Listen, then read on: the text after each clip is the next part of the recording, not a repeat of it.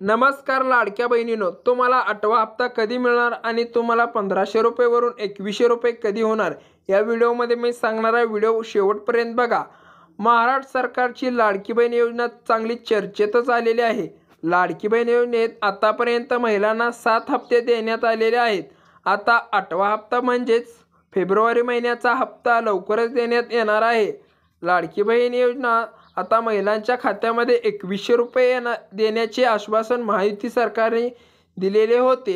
दरम्यान अर्थसंकल्पानंतर हे पैसे दिले जातील असं सांगितलेलं आहे आणि लाडकी बहीण योजनेत फेब्रुवारी महिन्याचा म्हणजेच 8वा हप्ता महिलांना 1500 रुपये मिळणार की 2100 रुपये मिळणार याबाबत महिलांच्या मनात प्रश्न निर्माण झालेले आहेत। लाडकी बहीण योजनेच्या 2100 रुपयेबाबत प्रश्न निर्माण झालेले आहेत। लाडकी बहीण योजनेबाबत राधाकृष्ण विखे पाटील यांनी मोठे वक्तव्य केलेले आहे।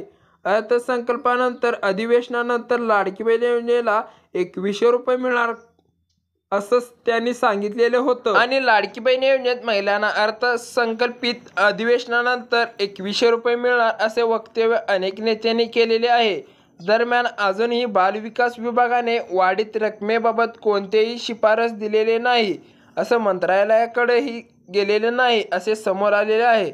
शिफारस केल्यानंतर जवळपास 4 महिलांनी अवलंबलेलं होतं असेही सांगितलेलं आहे।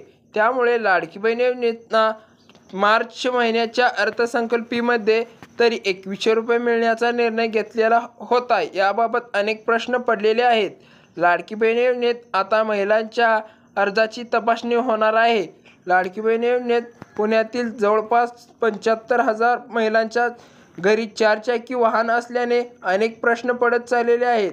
आता अंगणवाडी सेविका घरोघरी जाऊन महिलांची चौकशी करणार आहेत। लाडकी बहीण योजनेत आता परिवहन आणि विभागाची आता आयकर विभागाची मदत घेणार आहेत।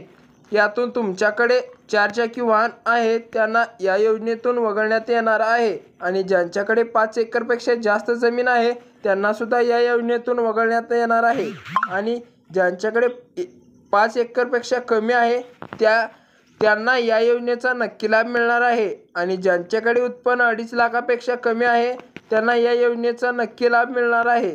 तर या योजनेचा नक्की लाभ मिळवा। तुमचं आधार कार्ड KYC असणं गरजेचं आहे आणि पॅन कार्ड सुद्धा KYC असणं गरजेचं आहे आणि रेशन कार्डची सर्वांनी KYC करणं गरजेचं आहे। ह्या सर्व 3 कागदपत्राची KYC करणं गरजेचं आहे।